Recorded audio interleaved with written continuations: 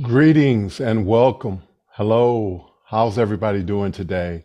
Welcome to Conversations with Tony Mobley. Today, Conversation with Tony Mobley is both simulcast on YouTube and LinkedIn Live. Welcome, radio listeners in Cincinnati, Ohio on Z98. And you can hear us on the radio by going to z98fm.com. On Conversation with Tony Mobley today, I'm talking to Ms. Kerriann Otaño, Vice President of Engagement for OperaDelaware.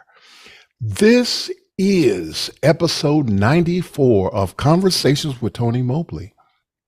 And thanks to everyone for being a part of this journey. I want to thank the team behind Conversation with Tony Mobley for all of your hard work. ConversationWithTonyMobley.com is where you can register to participate in this conversation. Why do I want you to go to Conversation with Tony Mobley? It's because we have the Mukana chat. The Mukana chat is courtesy of Alex Lindsay and 090.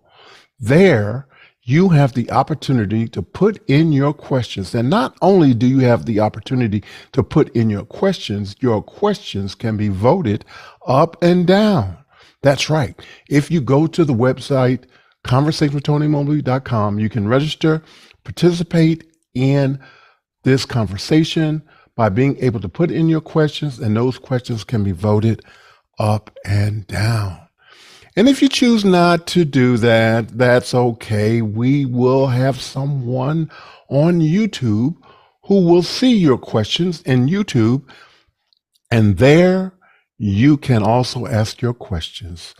But to ensure that you have the opportunity to make sure that your question is answered in our hour-long conversation, you might want to register on Mukana.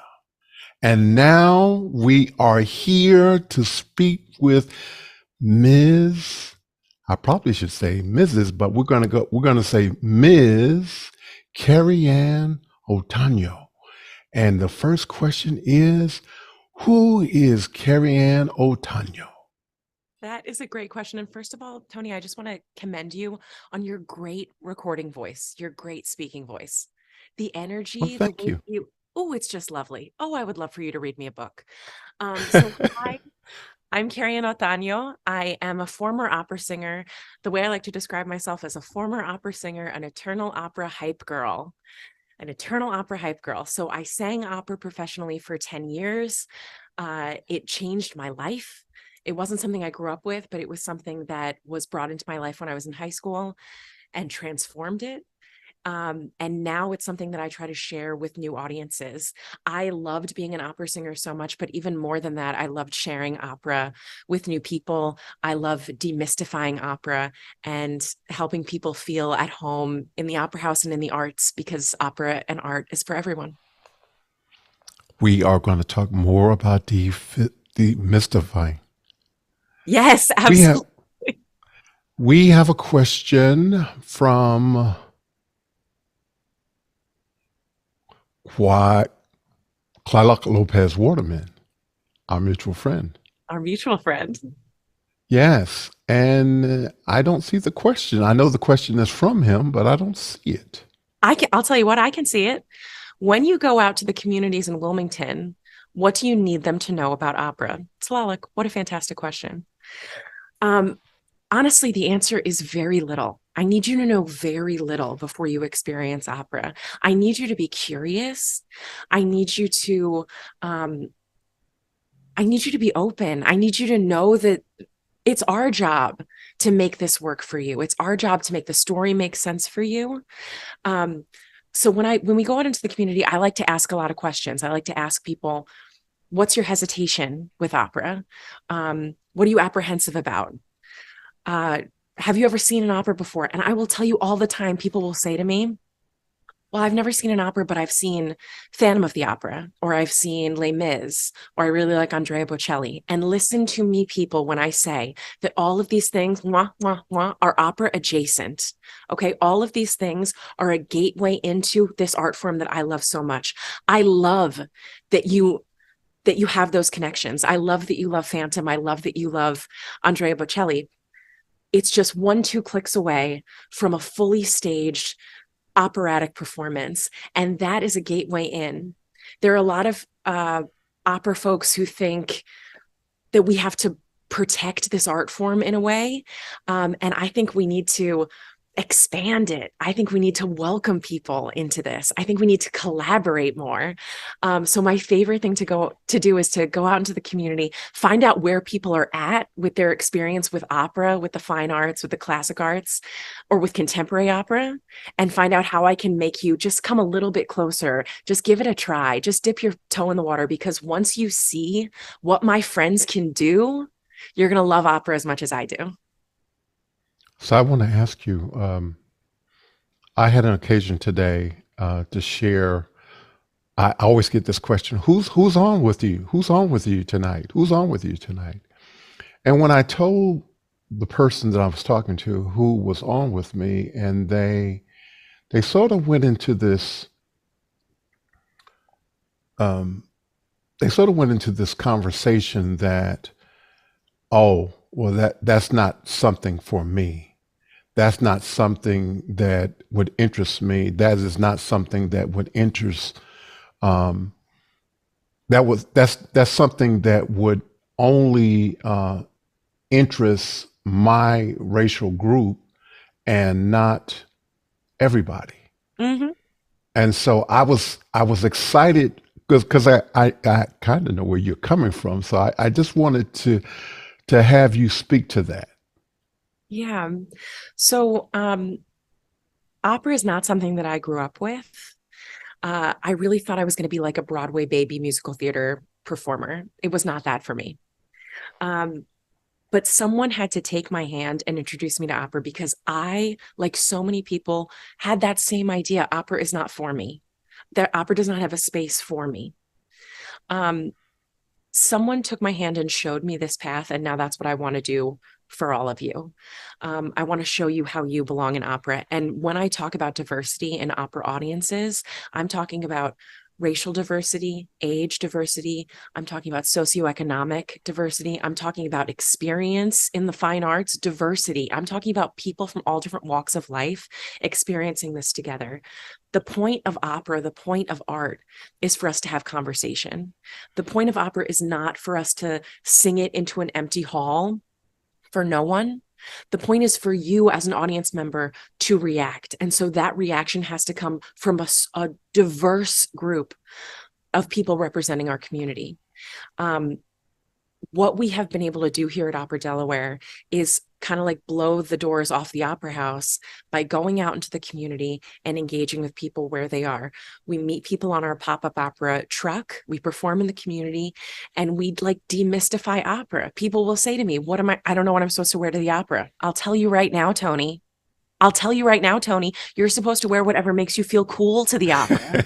You're supposed to wear whatever you want to be seen in, whatever's fun for you to wear. I want you to feel confident and seen. Going to an opera is an experience. Come experience art with me. Mm-hmm. When people say to me, I don't know that I'm going to understand the story. And I say, well, we have English translations that project above the stage. We have a redux of the story written in your program. You can read like kind of Cliff's Notes of the story. But even more than that, I just want you to understand that these characters that you're seeing are like people you know in real life. In the opera that we just did, La Traviata, it's the story of a woman who says, Sempre libera, I'm always going to be free. Ain't no man going to hold me down. Tony, you know women like I know women like this, right? Yes. Right? So we relate to her. She's singing in Italian. She's a courtesan in France hundreds of years ago, but you understand what this woman's journey is. It is amazing how much we can still feel these stories today, despite language barriers and time barriers. But we have to help make those connections for people. Like what your friend said, we have to show people that this is not just for one group of people. You don't have to be learned. You don't have to have money. You certainly don't have to be old, rich, and white. You don't have to be anything. You just have to be you and show up in the space and experience this, and then share how it made you feel. That's the whole point. Very cool. Very cool. I'm curious, how long have you been projecting the language, the English language in opera? Yes, this is such a great question. So around the world, they at a lot of companies they will do what are called super titles. So when you're watching Netflix, you watch and it has subtitles. Sub just means below, super means above. So it's very common in most opera companies to project the translations live while you're experiencing the opera. In some opera houses, it's available in multiple languages even. You can bounce through, you can have Wow. English, Spanish, French, right? um, Creating access, making that accessible. I've even seen people come to opera, Tony, um, who are hearing impaired, who are deaf. And you would think, oh, maybe they can't, but they can. You can feel opera, Tony. You can feel when people are singing. You can feel it resonate inside of you, and then you can read those super titles. So that makes opera accessible even to people with uh, hearing disabilities. So yeah, I think that there's a great deal more access than we realize already happening in the opera house, but we can continue to grow in that. I'm just curious, is signing a part of that, or What it a great would be question. interfere? What a great question. I have seen operas and ballets that have incorporated American Sign Language. I've never seen I've never seen a sign language interpreter on the side of the stage when it's happening, just because we have the text projected at the same time. But opera is an ever evolving art form. Opera is not something that happened 2000 years ago, 200 years ago, and was written and we put it in a box and now this is what opera is. The arc of music history is long. So we can continue to decide how we want to make art and opera acceptable. If we want to include ASL, if we want to include other things that make it more sensory, more appropriate for people with autism on the spectrum, we can continue to blow up this model and make opera accessible, because opera, we're in charge now and we can choose how we allow people and welcome people to experience it. I have another question for you. When I was in college, one of the courses that I took was sacred music. Mhm. And in that course, there seemed to have been a break between sacred music and opera. Is that accurate? Tell me what you mean by a break between sacred music and opera. So at one time, the music that was heard and sung was primarily sacred music that was associated primarily with the Mm-hmm. church at Mm-hmm. that time. And then several years, well, I'm going to say maybe hundreds of years later, there was a break between just only sacred music, and then we start to hear these stories of Mm. opera. But if I'm way off base with that, please let me know. No, you're not. And this is actually great. Um, Yes, so there is a rich history of sacred music. There's a rich history of composers who were patronized by churches, who were paid by churches to write music on a weekly, like pumping out new sacred music all the time. In opera, also, we have a thing called verismo. Verismo is the Italian word vero, right? Truth. It's all about the truth of real life. So Barismo opera takes, instead of stories of gods and goddesses, instead of deities, instead of kings and queens, instead of things we can't necessarily relate to as everyday people, Verismo opera tells stories, secular stories about regular schmegular people out here living their lives. La Boheme, which was adapted into the musical Rent in the 1990s, right? That's verismo, that's truth. Um, when we experience operas like these, that's how I think we can see our own human experience in them. It's different when we're experiencing the classical arts through a sacred space. That is stunning and beautiful and ethereal and special. But when you experience in the verismo space, in the human space, um, there's a different kind of connection you're going to feel. And I encourage you to explore what opera can bring. Absolutely. Thank you so much. We have a question from Brandon Cook of Wilmington, Delaware. What keeps you up at night? Woo! You know, if we know one thing about working in nonprofits, it's that we're all sleep deprived. So thank you so much for that great question. I tip my hat to you. Um, I am kept up at night by my own incredible and indelible blessed naivete and enthusiasm. I genuinely think that right behind the need for housing and food and healthcare and all the basic necessities of life that allow us to live and function as people, the next and most important thing is access to the arts. It's access to the arts and to creative expression. I think every single person should be out experiencing theater, ballet, opera, and should be creating it in some way in their own space. It doesn't have to be a profession, but it's important to have an artistic outlet. So what keeps me up at night is trying to always come up with new ways to spark creative curiosity in people. Amazing. Um, the next question is, where did you get your training? Uh, so I went to public school when I was growing up on Long Island. Shout out Long Island.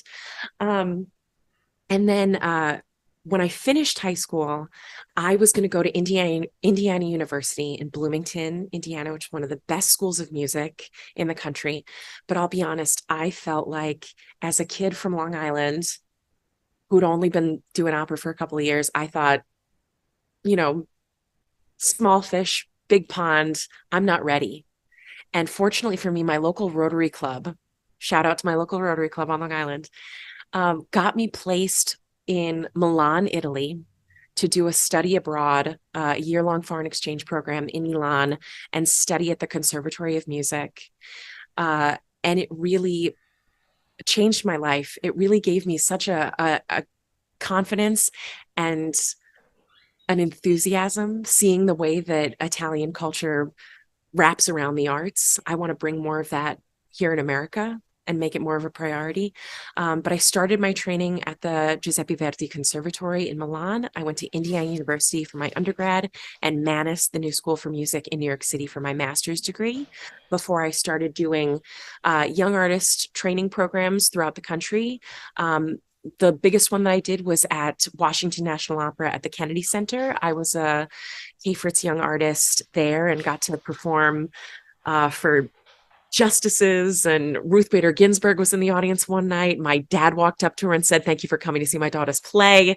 That's cute, Dad. Nice try." It was an incredible, like, life-changing experience to get to perform in that space. And that's also part of my training.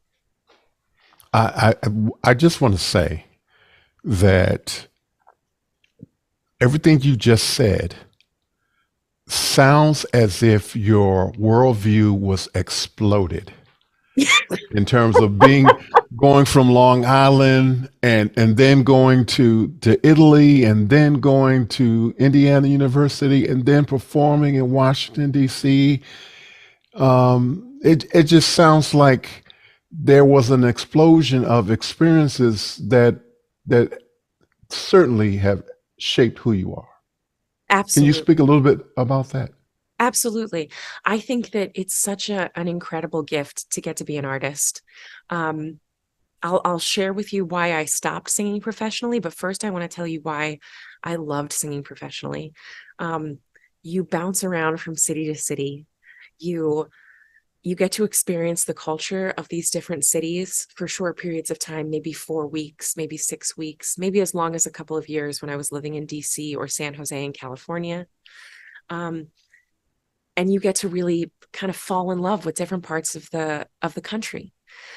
That is an incredible gift, and it really broadens your view. It's made me realize that so many people's perspectives are just shaped on what you know, who educated you, who you went, where you went to church, right? It's it's an opportunity to connect instead of to think that we're all so different just because you're from the South and I'm from the North, just because there is such a connective tissue through the arts if we can experience it in the same place. So I love bouncing from city to city and getting to meet people in Memphis, Tennessee, and Sarasota, Florida, in DC who love art. And that ties us all together. And then we find other things that we share in common. I love that. It's also very, very hard to be an artist because you're super isolated, because artists live a really nomadic lifestyle. They live out of a suitcase. So that great thing about bouncing from city to city is also a hard thing about bouncing from city to city. You're not really tethered to your community. A lot of artists don't have health insurance. And there are a lot of mental health issues that pop up with depression and anxiety and imposter syndrome. And it's a great deal of pressure for these two little vocal cords in your throat to make your entire livelihood, right? It's a tremendous amount of pressure. So dang, Tony, I lost my train of thought. I lost it. You were about to say and then I lost it. why you stopped. Yes. When I was singing at the Metropolitan Opera, I was covering in the Ring Cycle, which is a huge, like a 15-hour show done over 4 nights. It's a massive opera undertaking. It's thrilling. And that imposter syndrome sprung up for me. And that voice in my head said, you don't deserve to be here. You're not good enough for this. Everybody knows you don't belong here. Everybody knows you're not on this level. And Tony, that voice is such a scam artist in all of our heads. I don't know why we listen to her. Like, we all need to shut her off. If that voice was talking that way to my mom, to my best friend, to my husband, I would shut it down immediately. When it's talking to me, I would just let that negativity spiral. And then I was trying to be grateful for this life I had as a singer. I was trying to live in what do I have to be sad about? What do I have to be? I get to sing for a living. A lot of people don't understand the pressure of it. When I first went to a doctor to talk about the depression I was experiencing, the doctor looked at my chart and said, "Oh, you're an opera singer. That's got to be fun." Tony, I had tears streaming down my face. I was suicidal, Tony. I was so scared all the time. I couldn't sing without crying. And this is a thing that causes a lot of singers to leave the career entirely. And for me, it opened my eyes, because when this happened to me, I went back to the company I was working for in California. I told them I'm going to have to quit because I can't sing without crying. I don't know what's going on. And this company saw me as a person and not a product. And this company valued me as a person, and not just for what my chords could do, but who I am. And they said, you need help. Okay, so you're going to start your contract here with us. We're going to replace you on the first opera. Someone else is going to sing your role, and you're going to start therapy, and you're going to go to a doctor, and you're going to figure this out. And then in 2 months, we'll see where you're at, and we'll see if you need help. And that, Tony, changed my entire perspective on what the arts is supposed to be. We're supposed to take care of these artists so that they can make vulnerable art that matters to people. We're supposed to take care of these artists so that the work that they're doing resonates with the community. If the artists are terrified, as scared to phonate, and have imposter syndrome or are suicidal, or what art could we make that matters? We have to take care of our artists so that they can make art that matters. And that changed the trajectory of my life. And thank you so much for sharing that, Ben. Before we go to the next question, I'm just going to take a break right here and ask you you are working for a nonprofit. Yes. And if people are interested in donating to your opera, which is a nonprofit, please do a shout out right now. How would they reach and share? Oh my gosh, I will literally shout. Please go to operade.org, operade.org. Donate in Tony Mobley's name, donate in the name of Opera for All. Help us fund this work that we're doing in the community to take operas to schools, to bring students to the opera, to demystify the arts and make it a place for everyone. Help us in this mission wherever you are, because opera it's in a renaissance right now. It's going to explode, and you should be a part of this. Come join us, operade.org. Thank you so much for that. The next question is from Lou Perez of Arizona. I have two sons that I would like to encourage to experience different music. What would you suggest to help them start appreciating opera? That's a great question. I think there are lots of avenues into opera. I think that just starting with an opera can be really intimidating for people. And I think, in fact, we lose a lot of people because we say, come to this opera. It's amazing. It's going to be the greatest thing. And then if they don't understand the story, or if they are uncomfortable in what they're wearing, or if the tickets are really expensive, right? There are a lot of reasons that they feel like, oh, this just isn't for me. So I think the best thing to do is to be introduced in opera kind of incrementally. We at OperaDelaware do this pop-up opera program where we go out into schools, we go out into the community, we bring our incredible main stage artists who perform all over the world. We bring them right into the community for fairs, for community events, for block parties. And we give you just a little taste of opera, just like to nudge that curiosity along. We also have them sing maybe some musical theater, some Porgy and Bess, some music that is connected to opera, that is that's going to help connect those dots. So we're not just saying, here's something in a foreign language that can be intimidating, but here are the building blocks to get you comfortable. Get those building blocks in place, and then the curiosity is going to grow, and your sons, are going to ask to go to the opera. Build on those elements of curiosity. Give them a little taste and then a little more. Show them things like, honestly, Carmen the hip opera. Let me blow your mind. Do you know that Beyonce in the early 2000s with MTV did a movie called Carmen the hip opera, starring the one and only Beyonce, the B. Knowles? Okay. This is the opera Carmen told through a different lens. So you experience that, and then you go see the opera Carmen, you're comfortable immediately. You know these characters. We need to make people comfortable before we give them the full experience. And then when we give them a full experience, I want to blow your mind with it. Very cool. Very cool. I wanted to share something with you that you mentioned earlier about you growing up in the North and me growing up in the South. Actually, I grew up in the North. I'm actually a product of New Jersey. And I came to the metro Atlanta area to go to college, and then married a peach. And so I'm here now. So I've actually been here longer than I lived in New Jersey, but I actually grew up in New Jersey. And I only shared that because I think it speaks to the question that was just asked, in that, and I'm trying to be brief with this. My mother originally went to New Jersey as a domestic. And one of the things that happened for her was that she went to work for a very rich Jewish family, and I believe it was Short Hills, New Jersey.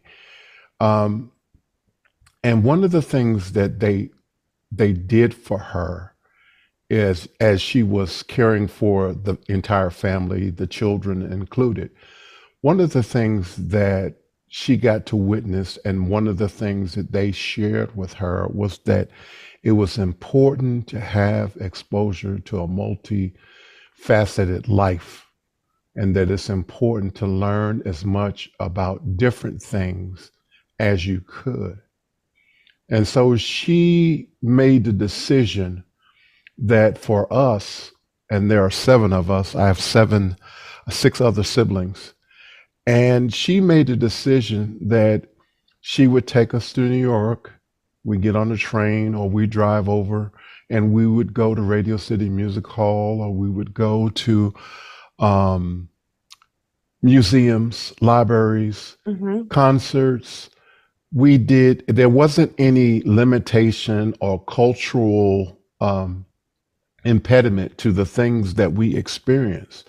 And so I only bring this up because I think it's important for families, regardless to their ethnic background or their cultural interests, that they have as much exposure to as much diversity as possible. I Mm. think that that is the key to creating holistic human beings. And I think that when you understand that being a human being and a person who is open to other experiences in different cultures, that that makes for a better person to be productive in this society. And I didn't mean to go into all of that, but I just wanted to say that, um, Lou, that exposing your children to as much as possible, when anybody's listening on the radio, YouTube and LinkedIn, exposing your children to as much things as Mm. possible is a good thing. Mhm. And normally I would throw in and diverse technology as well too, but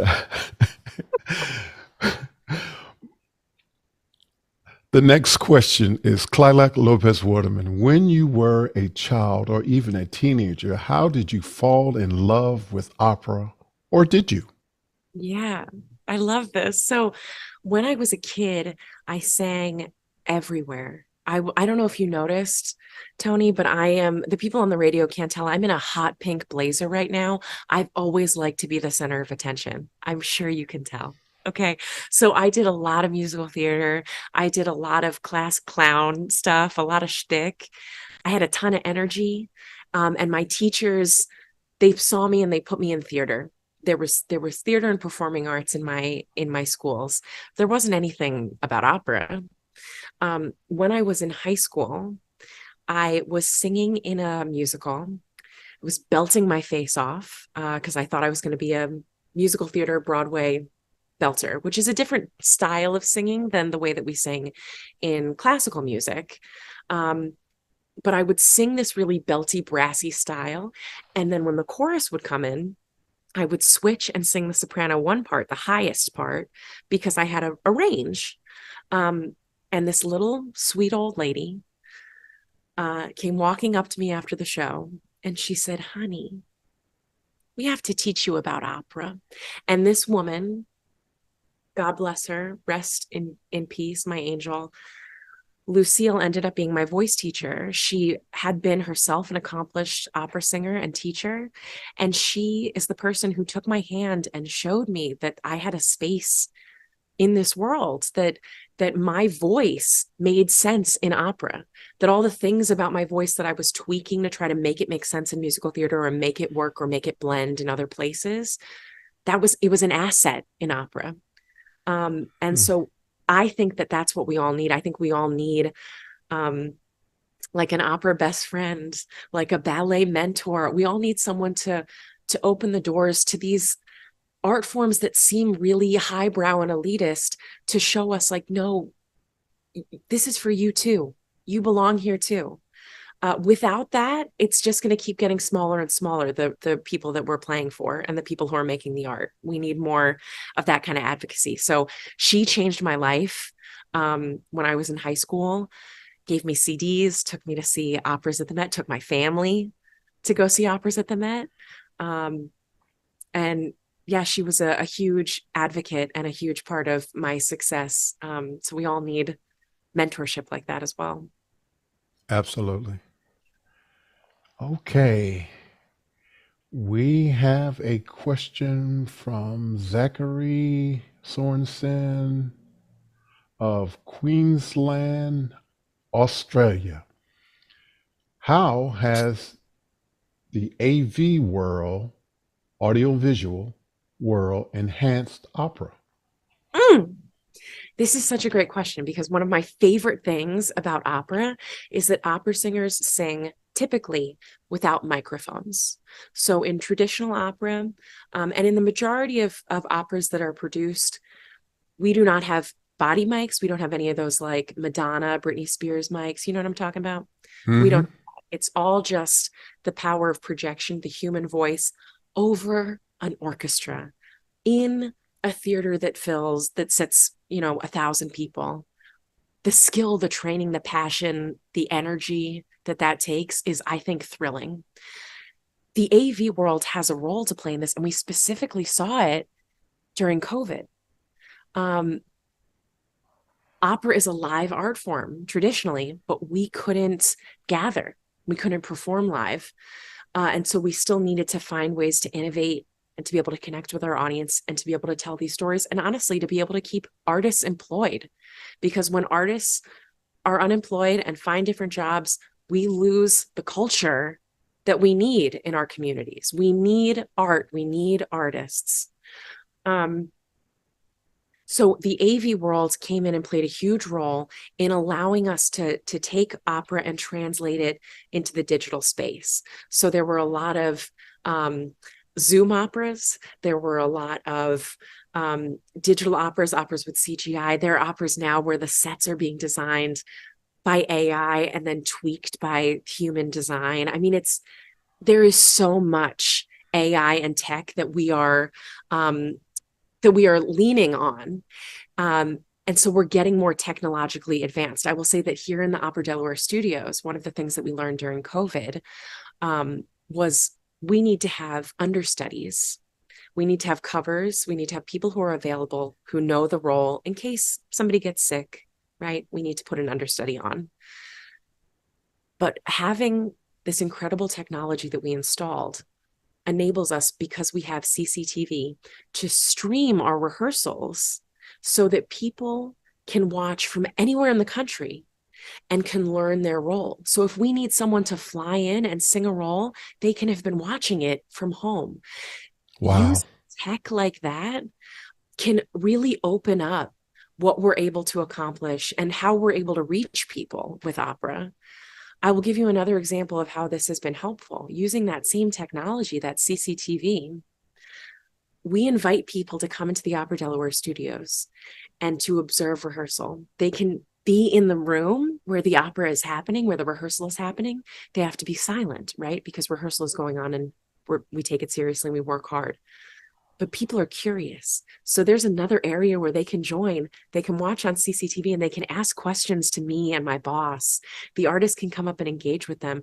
It allows more accessibility and more curiosity. So I think we have to continue to lean into tech, to lean into the fact that we're making opera in 2023 and find new ways to innovate and to connect with people.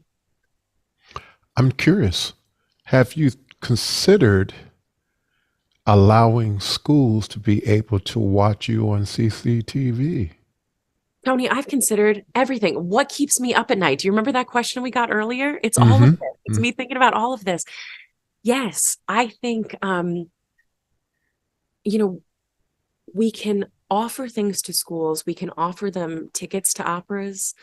But we really have to nurture that curiosity first, because kids have so much coming at them. There's so much to consume. There's so much entertainment. We're constantly being bombarded. And so the thing that I love most about opera is that it's 2 hours where you sit down, that phone is off, that tech is off, and you're just tuned in watching people make art for you live. I think it is the coolest thing in the whole world to just sit and watch people like make art for you. I think we need to nurture that curiosity with students by going to them, by engaging with them. And then, yes, either streaming to them or bringing them into the opera experience. But it has to start with getting that kernel of curiosity first. Absolutely. Thank you so much. And I'm going to give you another opportunity to do a shout out for your nonprofit.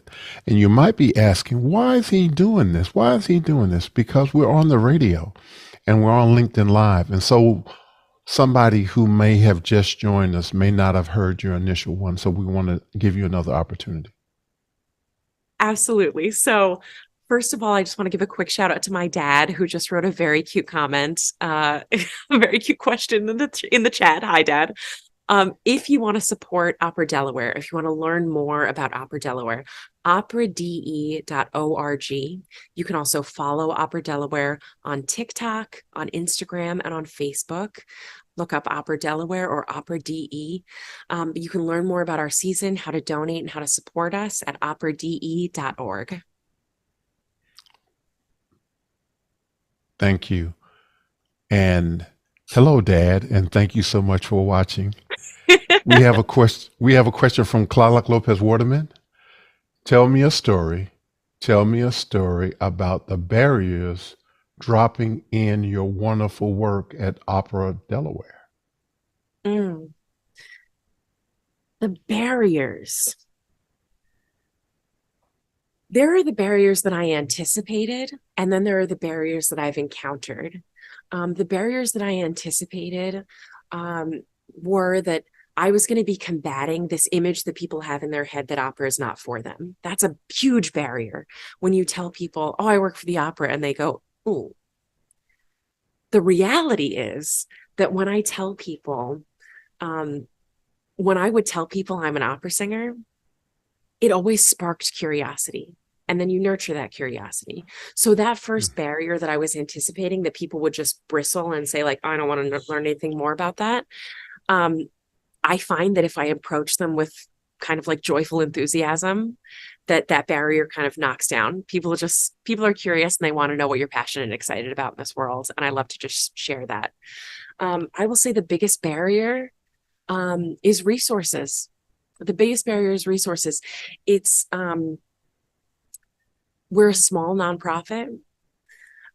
We are a small and mighty team. We work beyond the hours that we are supposed to work because we love this so much.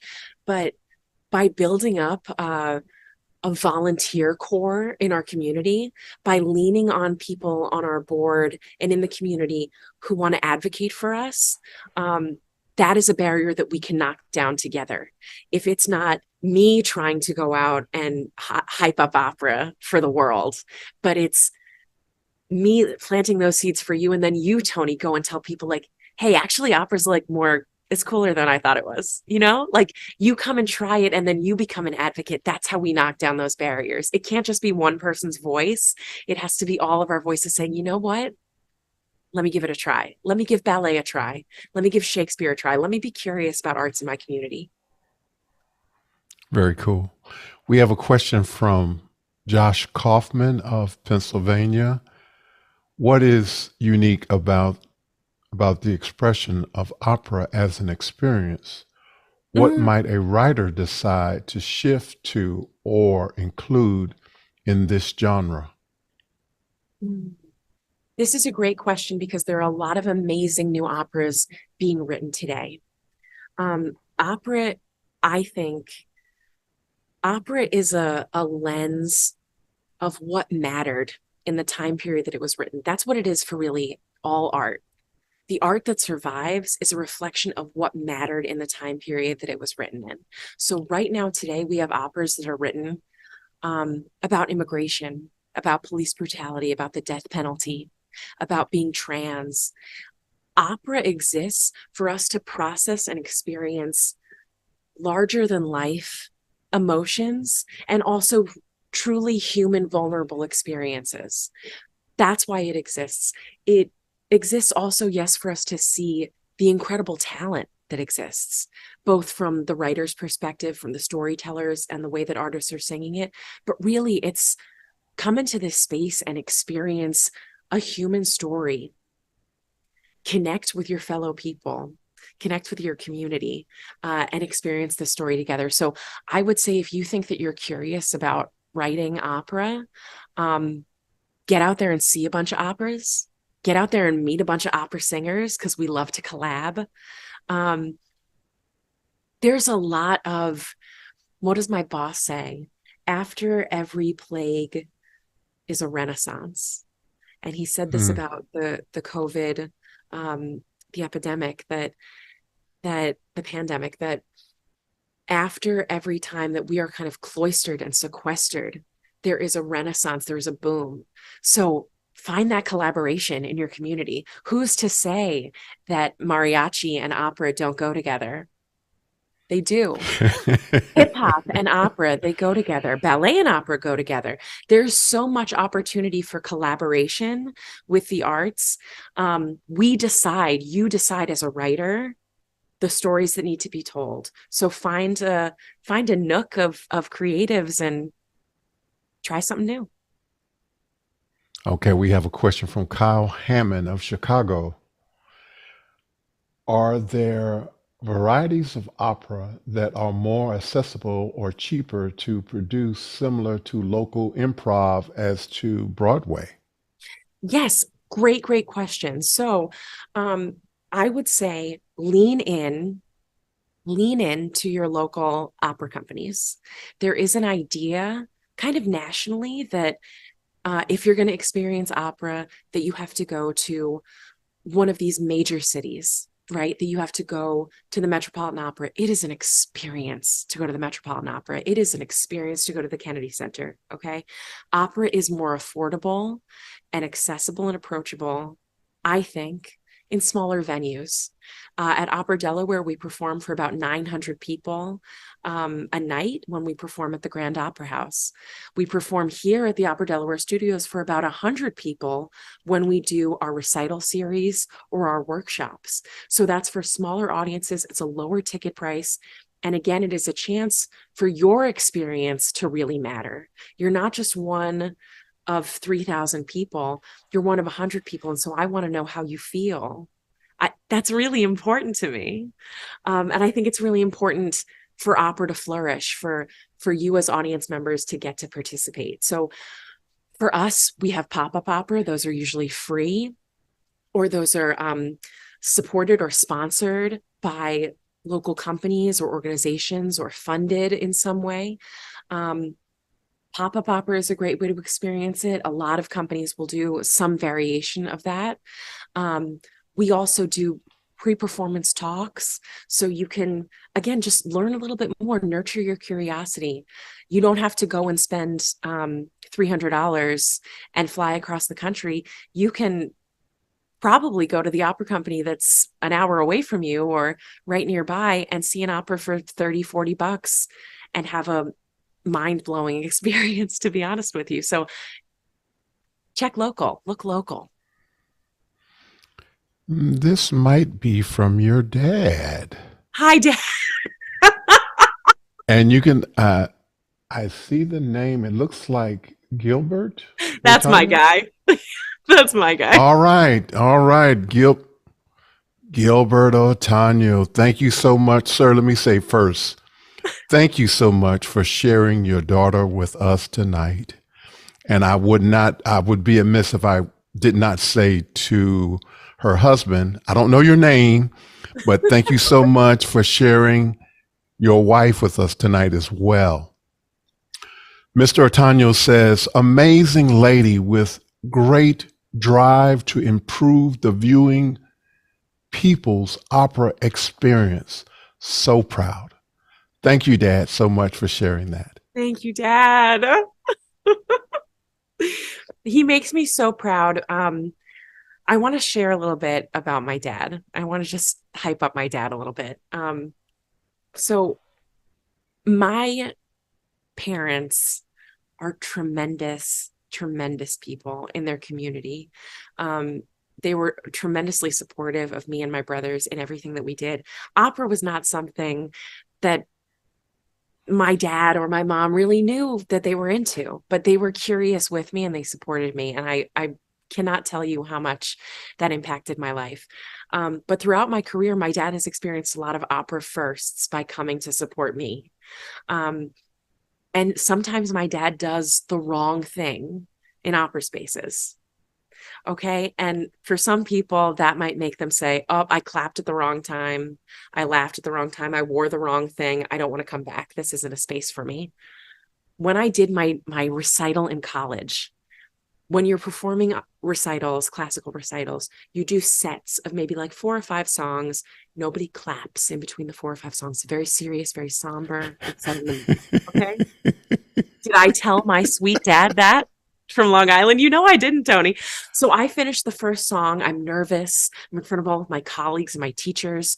I finished my first song. I put my head down, very serious, very professional and demure. And I hear my dad go, "Mary Jo clapping. She's great. This is great. Woo, that's my baby." Cheering. That's my dad. Okay. This is how I want to dismantle what is expected in opera, because what that moment did was it told everybody in that room, we are here to enjoy this experience. Now, my mom gave him a smack and said, "Gil, don't clap in between the songs." Right? She stopped him. But that's how you should feel at the opera. You should hear something and you should go, so you should want to cheer, right? You shouldn't police yourself. And so my dad has honestly been such a sounding board for me in how to relate and connect to people, and how to get them to feel comfortable in this space and enjoy opera. My dad was a huge motivator to why we had a big poker night, opening night micro gala before the last opera that we did, because I wanted guys like my dad to come and like play poker and drink champagne and have fun before they went to see the opera. And that proved to be like an incredibly successful way to make people feel like they belong in the space. So huge shout out to my dad, to my friends, to my incredible team here at Opera Delaware. The ideas keep coming, keep bubbling up, and yeah, we're gonna do incredible things. Thank you, Dad. Appreciate Thank you, Dad. Kyle Hammond is back again from Chicago. What are your thoughts of Proximity now playing, also streaming at the Lyric in Chicago? Okay, major shout out to the Lyric. Major shout out to the Lyric. There are a lot. I'll be honest with you, I have not seen Proximity. Now that I know that it's streaming, love you, Kyle. Good looking out. I'm gonna look it up because I need to. There are a lot of contemporary operas right now that are challenging to what we expect opera to be. Proximity is one. I would say Blue is another. I want to use Blue as an example because I've seen it recently. I saw Blue at the Kennedy Center. It examines police brutality, and specifically the experience of a Black police officer and his wife expecting their first child, a little baby boy. And then years later, when that child's a teenager. So it goes from the expectation, the excitement of having that child. What will my son be? How will I protect my son? To later, this son as a teenage boy, looking at his father as a police officer in the Black Lives Matter movement and all, and saying, "You're part of the problem." And the father saying, "I'm just trying to protect my community." I mean, it's very powerful. These stories are very powerful. I'm sure Proximity is the same way, as one is a story about transgender, a transgender experience. The incredible thing about this is that when you go to the opera and you experience something like Blue or like Proximity, you're inviting people who don't traditionally live in those spaces to be in those spaces. You're also inviting people who love opera and who have grown up on opera and have heard all the opera greats throughout their lives to be in those spaces. So those two communities are coming together and watching your human experience through the lens of this art form, right? I think that contemporary opera is the future. I think it is absolutely such a gateway to help people connect and fall in love with this art form. So I commend Lyric for all the work that they've done. I love hip opera. I love mariachi opera. I love all of these things that blend and play with creating access and creating connection. Absolutely. The next question is, what social media communities do you use to share opera events and why? Yes. So we typically, we live on Facebook, absolutely. Opera Delaware on Facebook, on Instagram. We're recently on TikTok. We're very active on our website and engaging locally with sharing our events. Truthfully, we need more. This is what I talk about with the resources that we're missing. We need more advocacy. because I can share this on Facebook, but then I need you, our supporters, to share it with your networks on Facebook. I need you to see what we're sharing on Instagram and share it with your people. I need you to get our e-blasts and to forward it to your friends and family who don't subscribe to us. Like, I need opera advocates in the community, because there's only so much shouting into a void that we can all do on the internet. We have to amplify the things that matter to us. And I really, really hope that the arts matter to you. Thank you so much for sharing that. Please share your website. OperaDE.org. So OPERADE.org for all Opera Delaware information, how to donate. We love a donation. Information about our upcoming season, about our current artists, and how to contact us and learn more. Thank you so much for that. What is next for Kerriann Otaño? Next for Kerriann Otaño is going home and eating, hopefully, a pizza, husband. I don't know what he got for delivery tonight, but I'm very excited and I appreciate and love you. Thank you for taking care of me. Honestly, then it's a lot of planning. It's a lot of planning for all the big things that I and my boss, Brendan, and our team here want to do. We were so inspired by the micro gala and the access that gave us to new communities, the way that it made people feel comfortable in our house, and the way that they absolutely lost their mind, because when you are comfortable in an opera house and then you see opera at the caliber that we produce it, you hear these singers, these artists, and you feel it in your soul. It's transformative. You feel comfortable in the space and you get great art. Basta Così, you're going to be hooked at the opera. So next for me is planning out how I could do more and more events like that next year, and how I can get sponsorship from our community to fund it so it can be affordable for everyone. Thank you so much for sharing that. And our final question for tonight. You are speaking to the world. What do you want the world to know? I want the world to know that curiosity and empathy, these characteristics are not valued because they don't get us money. They don't get us clout. They don't help us advance our careers. These are the most important things for us as human beings: curiosity and empathy and compassion. And you develop all these things through the arts. You develop all these things through reading, right? Through listening to music, through writing, through poetry, through going to art museums, to experiencing opera, to talking about opera, to talking about how the arts affect you and make you feel. Don't get so caught up in the day-to-day hustle for money and clout and power. Don't get so caught up in all of that you lose track of what really matters for you to grow as a human being, which is community, connection, collaboration, empathy, and all the things that you can grow and feel through the arts. Be curious about the arts. Thank you so much, Kerriann Otaño, for being with me tonight.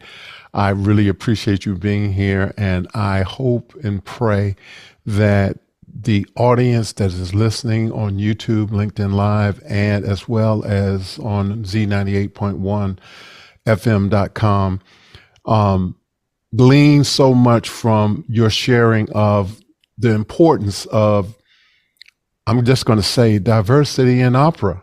Talk about it. Yes. And I think it's just a great topic, and I'm so glad you were able to come and share that with me. And so we want to say thank you, audience watching on YouTube. And please feel free to go to Conversation with Tony Mobley and watch some of our other shows. Conversation with Tony Mobley is produced by valued audio visual professionals who meet daily on Office Hours Global, hosted by Alex Lindsay. Thank you, Z98.1 FM, LinkedIn Live, YouTube. Conversations with real people. Last week, we had a great conversation with my friend Liberty White. Thank you so much, Liberty, for our conversation last week. And when you have time, please go back and look at the 90 plus, you heard me, 90 plus episodes of Conversation with Tony Mobley. I think you will find something that you like and hopefully is helpful for you. Conversation with Tony Mobley can now be heard on 98.1fm.com, our radio listening audience in Cincinnati, Ohio. Thank you, Taylor Sunderhouse, and the team behind Conversation with Tony Mobley for making this happen. Thank you, Kerriann Otaño, for conversation today, for doing the work that you do, and for being the person that you are. Conversations with Tony Mobley will continue next week with Mr. Marcel J., former radio personality, technologist, and app developer. Thank you all so much for being here. Please stay tuned for more Conversations with Tony Mobley as we are counting down to episode 100. Take care, everyone, and God bless. Good night.